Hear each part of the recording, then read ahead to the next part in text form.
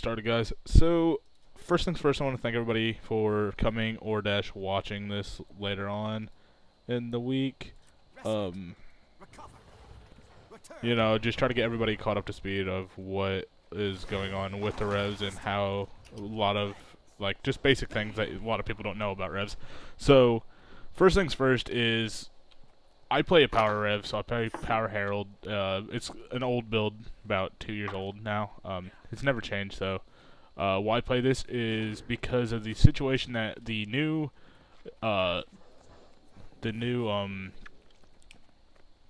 nerfs and buffs came out a few days ago, and they buffed power on power revs. So it's fucking ridiculous. Like, it's ridiculous. Like, you completely one-shot people. It's just amazing how we play it.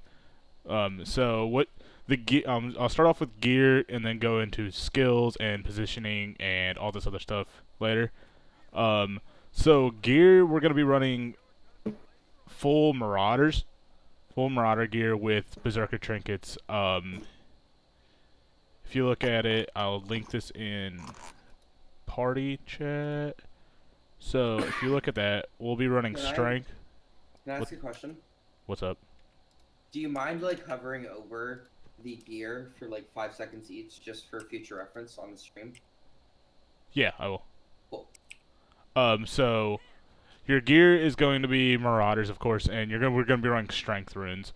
Strength runes gives you 25 power plus 10% might duration, and then blah blah blah. And if you have 6 of them, it goes 20% might duration and plus 5% power, while under effects of might.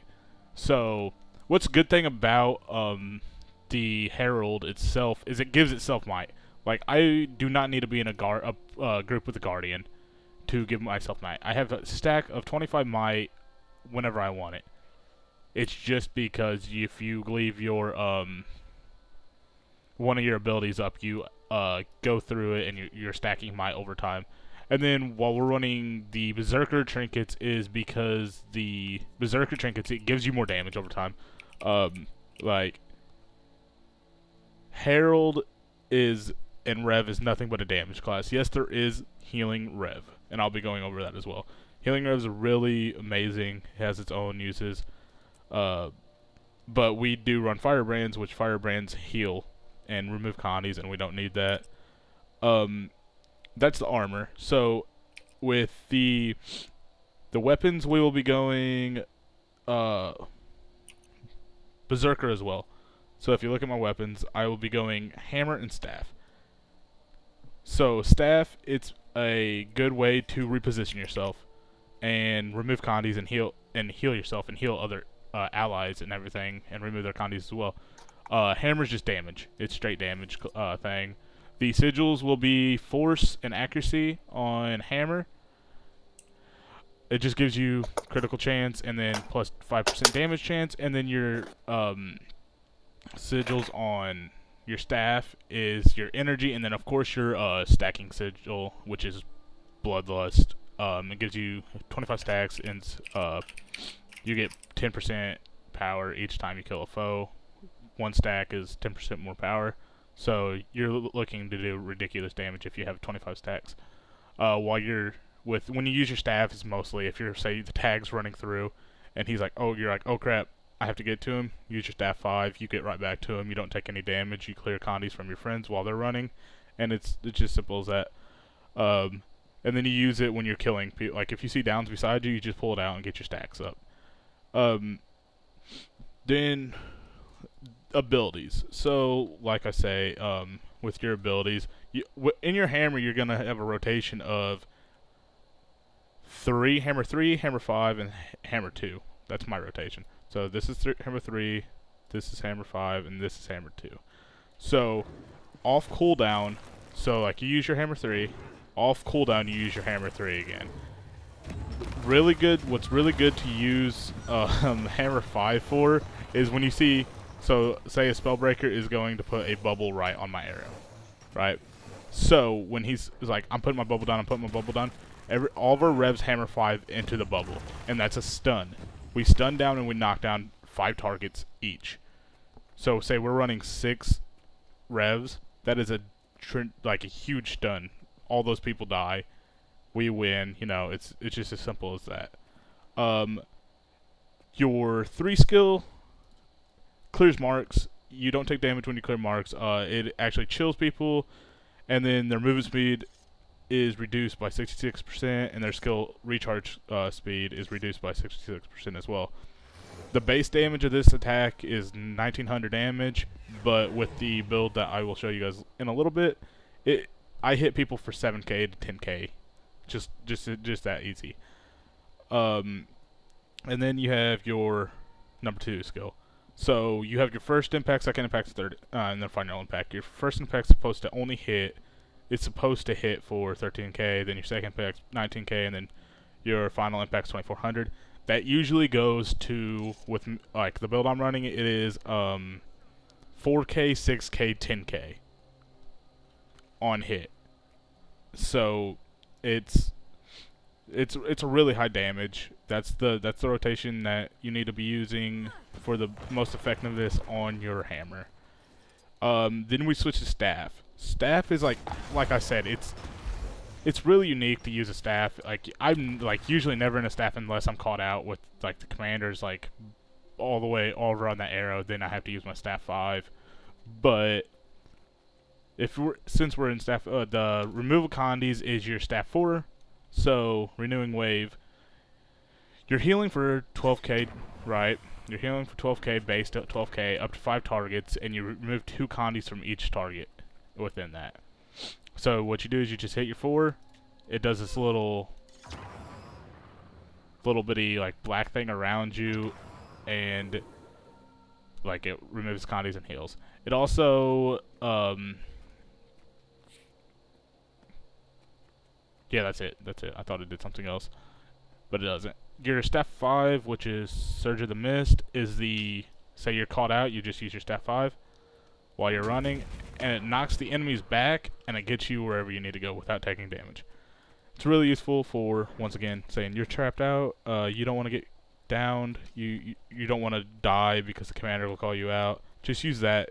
If he says he's by himself, literally use that. You knock everybody out of everybody's way, and you're good. It's up to 8 impacts and then 3 targets, so just whatever with that. And then I usually don't use anything else on my staff because except for the staff 3, which is a blindness, it's not really useful except for the blindness kind of thing, because you just like put up this little rift and it blinds the person from trying to attack you.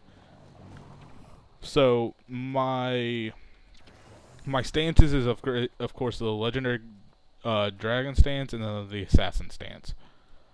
So damage over time kind of thing. So per se we're running. So everybody stack up on me real quick, except for the red guys. So when we're running and the commander's usually like, oh crap, we don't have enough swiftness, right? We can give swiftness as a revenant. So we hit this, just click it once, right? And it gives everybody swiftness. And it's a endless swiftness. It's endless. So we can just run around and everybody has swiftness in our party. It's just endless, right? So it's a really good way to give swiftness without having to say we're mid-fight, like, or something like that, pop it. We have swiftness in mid-fight. And then we have this one, the strength one. It mites us. So if we hit that, we start stacking might, right? So everybody has about 25 stacks of might, 22, around 25. Yeah, 25 right now. So we endlessly have 25 stacks of might until you hit it again. So everybody hit it again real quick. Then it stops stacking might for us. It's a stun break after that. It stops stacking the might after 15 seconds. And then, ta-da, it's the end of that. For this one, it gives everybody Fury. So everybody has Fury now. And then your ult. Your ult's really important. It gives protection. So when we hit a protection, say we're and super speed. So we're in the middle of a fight, and commander's like, yo, we need to get out of here fast. We need to get out of here fast. Your revs should hit your ult and let the dragon come out, and then it gives everybody super speed. So everybody has super speed. We get out of there without dying, and we can have a full reset. Your F2 is really nice to use on when you need it to do it. It's just a little nice thing to have. And then Assassin Stance. So we switched to Assassin Stance as a Herald. And we're sitting here, and we need evades. So this is a really good Recondi removal for Assassin Stance, is number 9. So we're in a Condi meta playing a power build. We need Condi removal so we don't die. Go in to Assassin Stance, you hit number 9, it removes conditions as you don't have crippling, chill, or a stun break. It's a stun break as well, so it's really nice. You just dodge backwards. So say you're like, oh crap, I need to get backwards. People are running at me. Switch Assassin Stance, hit number 9, and you go straight backwards. Your number 8 ability, which is Impossible Odds, it gives you super speed as well. So once again, really nice to use. Pop that if you are trying to run away. When the commander says it. And then in the middle of the fight, so we have a whole bunch of downs. Say we have like 15 downs, right, in front of us. And most commanders usually don't call for this, but it's really nice to know that a lot of commanders want it. It's quickness. So quickness actually makes you hit faster. So you have to actually be locked onto a target to use that one, unfortunately. So lock onto a down. So everybody lock onto this guy real quick. And use it. It gives you quickness, and you hit faster, so you finish downs a lot faster. Right? It's just a little trick that a lot of people don't know, and it's like you should probably use it every once in a while. That's all your abilities you should use, your rotations, and then how to stack might, how to stack swiftness, how to use your super speed, and your ults. So positioning is key for Revenants. Like, a lot of Revenants die because their positioning is really bad. So as a Revenant, you're probably going to get CC'd really hard because everybody's going to look for you. Everybody's like, oh crap, they're running Revenants. Let's make sure we get those down first. Because we're one-shotting their Scourges. A Revenant is a Scourge counter, 100%. Okay. I'm going to give Justin the tag real quick. Point squad leader. And we're going to use him as a tag. So, Justin's tag, he's saying stack up with me, so we stack up. He mites, he gets all of his guards to might. We also might, so we hit our 8 and a Revenant, or stuff, you know. We're miting for him. And then he's going to push to the green arrow. So, say he's about to push to the green arrow. So when he pushes, we should fan out. Right? We should go to the left and the right. We should never be on top of tag. On top of tag's front line, we always fan out. We're doing damage from sides, side to side, side to side. And we're making, it looks like a fan usually. So it would be like kind of like this. Hello, circles. Oh, I don't have commander. Also don't have lieutenant. But no, so it just like fan out. You never want to be super close to the commander, but you also want to be as like, so you can get all your damage out and on the stack. So when the commander's pushing in, you're probably about 5 to 6 steps behind him, doing all your damage on the stack and getting downs. This also goes for a little bit in every class, which is, I know a lot of you guys don't play Rev on, like, use your main class, but every class it's just positioning. So your positioning needs to be really good on Rev. If your positioning is not really good on Rev, you're probably going to die. And that's all of our damage is gone if we lose our Revs. But that's about it with the Rev training, because Rev's super easy to play because all you do is damage, and like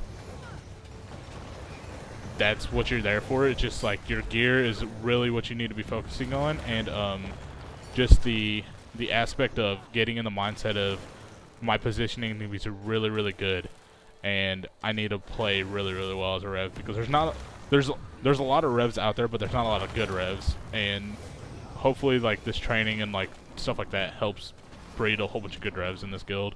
And that's pretty much why we're doing all these trainings, to help out people. If you guys have any questions, you can ask them now, and then we can go over some more things if you need. Yeah, I'm running a full heal. Should I go to the damage to like offset the amount of firebrands we have? I mean, full heal is wonderful. Like, Ventari Revs used to be a huge thing, like before Pathfire came out, and I still love Ventari Revs.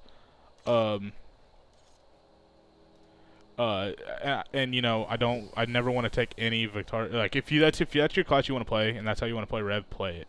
Like I said at the beginning of this, I'm not gonna tell you you have to play this, but this is like what's in meta right now because of the buffs. Yeah. The firebrands just do so much, and then I'm pretty sure we run Hill Tempest in this here guild, but no, like firebrands do so much healing, so it's kind of like you're kind of having a void there of, are you actually doing what you need to, or like it's 100% up to you. If you want to play it, I can help you out. I can send you the link. I legitimately use the meta battle build for my backline rev because that is the best build I've ever found. Yeah, same here. Yeah. So I mean, it's still wonderful. But that's up to you. I mean, I'm not gonna tell you that you have to play a backline power rev, but you're losing out on a lot of damage as a Ventari rev. Yeah. Yeah, I hear you. Okay, cool. Now everybody attack those 2 red people real quick.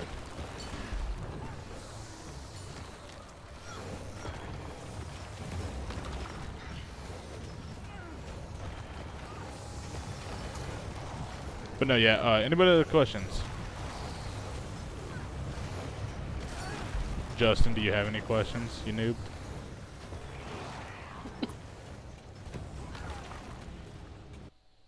Okay.